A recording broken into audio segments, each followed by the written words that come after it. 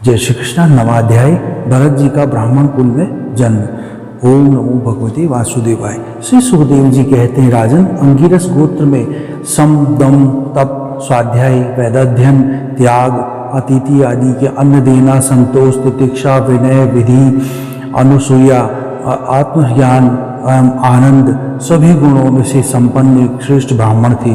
उनकी बड़ी स्त्री से उन्हीं के समान विद्या, शील, आचार, रूप और उदारता आदि गुणों वाले 9 पुत्र हुए तथा छोटी पत्नी से एक ही साथ एक पुत्र और एक कन्या का जन्म हुआ।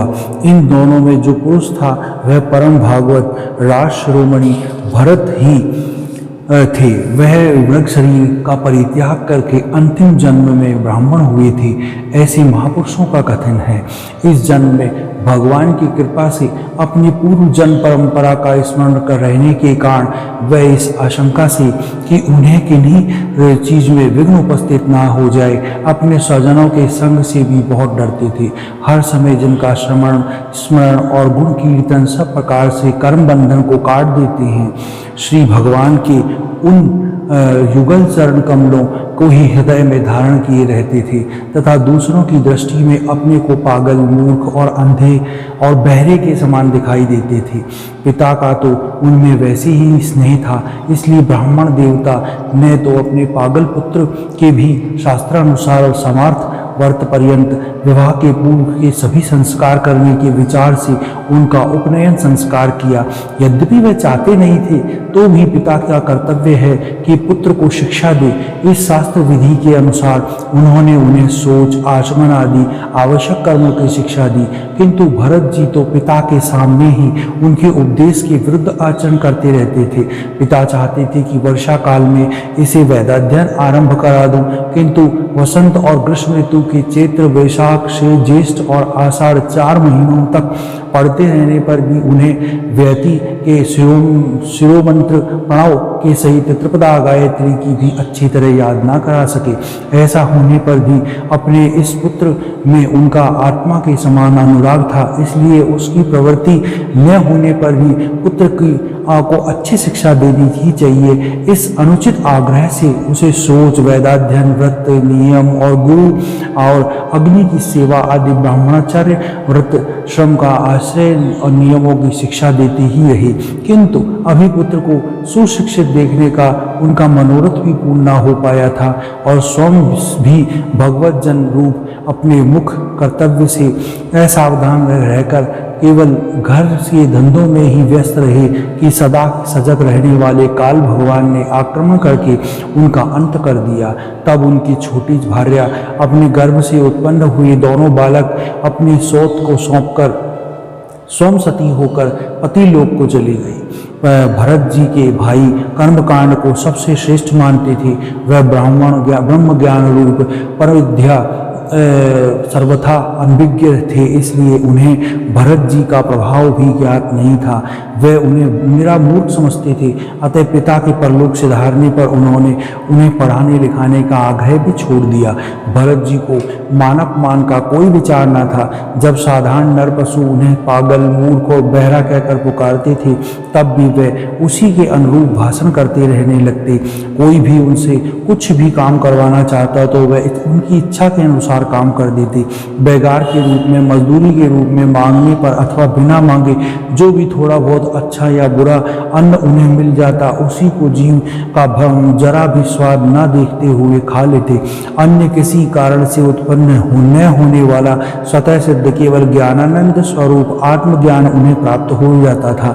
इसलिए शीतोष्ण, मानपमान आदि द्वंद्वों से होने वाले सुख दुख आदि में उन्हें देहाभिमान की स्फूर्ति नहीं होती थी। वह सर्दी, गर्मी, वर्षा आदि के समय सांड के समान नंगे पड़े रहते थे। उनके सभी अंग हष्ट पुष्ट और गठे हुए थे। वह पृथ्वी पर ही पड़े रहते थे, केवल तेल उपटन आदि ही नहीं लगाते थे और न कभी स्नान ही करते थे। इससे उनके शरीर पर मैल जम गया था। उनका ब्रह्म तेज धूलि में ढके हुए मूल्यवान मणियों के समान छिप गया था। वे अपनी कमर में एक मैला कुचेला कपड़ा लपेटे रहते थे।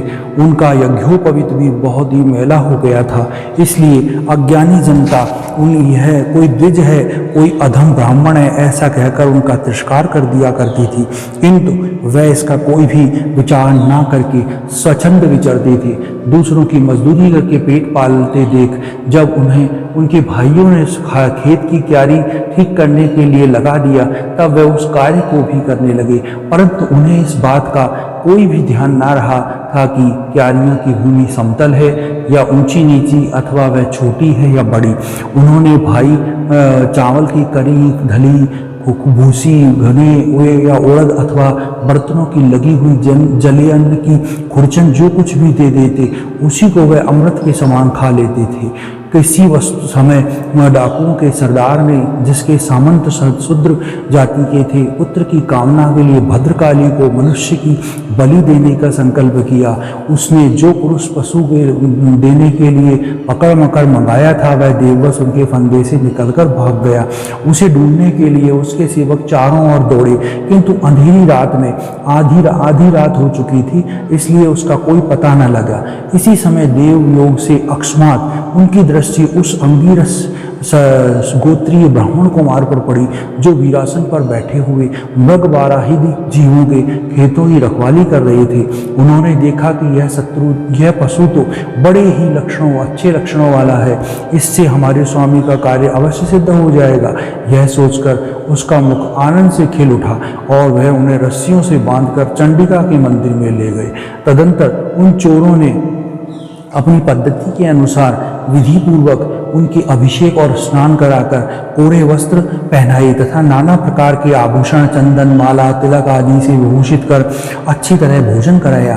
फिर धूप, दीप, माला, खील, पत्ते, अंकुर और फूल आदि उपहार सामग्रियों के सहित बलिदान की विधि का गान, स्तुति और मृदंग, ढोल आदि का महान शब्द करके पशु को भद्रकाली के सामने नीचा सिर करके बैठा दिया गया। इसके पश्चात दस्युराज के पुरोहित बने हुए लुटेरों ने उस नर पशु के रुधिर से देवी को तृप्त करने के लिए देवी मंत्रों से अभिमंत्रित कर तीक्ष्ण खड़क उठाया। चोर स्वभाव से ही रजोगुणी तमोगुणी थे ही। धन के मद में उनका चित्त और भी उन्मत्त हो गया था। हिंसा से भी उनकी स्वाभाविक रुचि थी। इस समय तो वह भगवान के अंश रूप ब्राह्मण कुल का तिरस्कार करके स्वच्छंदता से कुमार्ग की ओर बढ़ गए। आपत्ति काल में जिस हिंसा का अनुमोदन किया जाता है उसमें भी ब्राह्मण वध का सर्वदा निषेध है, तो भी वह साक्षात ब्रह्म भाव को प्राप्त हुए वेदहीन तथा समस्त प्राणियों के सुहृदय और बृहर्षि कुमार की बलि देना चाहते थे। यह भयंकर कुकर्म देखकर देवी भद्रकाली के शरीर में अति दुसह ब्रह्म तेज से दहा देने लगा और वह एकाएक मूर्ति को फोड़कर प्रकट हो गई। अत्यंत असहनीयता, सहनशीलता और क्रोध के कारण उनकी भुएं चढ़ी हुई थी और वह कराल दाढ़ों और चढ़ी हुई लाल आंखों के कारण उनका चेहरा बड़ा भयानक जान पड़ता था। उनके उस विकराल वेश को देखकर ऐसा जान पड़ता था मानो वह इस संसार का संहार कर डालेगी।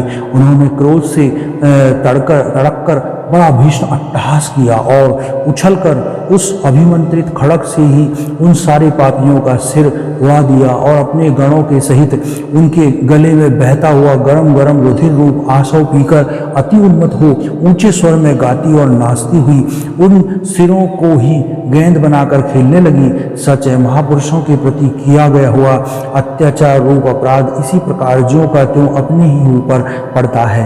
परीक्षित, जिनकी देहाभिमान सुदृढ़ हृदय ग्रंथि छूट गई है, जो समस्त प्राणियों के सुहृदय और आत्मा तथा वैरहीन हैं, साक्षात भगवान ही भद्रकाली आदि भिन्न भिन्न रूप धारण करके अपने कभी न चूकने वाले कालचक्र रूप श्रेष्ठ शास्त्र से जिनकी रक्षा करते हैं और जिन्होंने भगवान के निर्भय चरण कमलों का आश्रय ले रखा है, उन भगवत भक्त परमहंसों के लिए अपना सिर काटने का अवसर आने पर भी किसी प्रकार व्याकुल न होना, यह कोई बड़े आश्चर्य की बात नहीं है।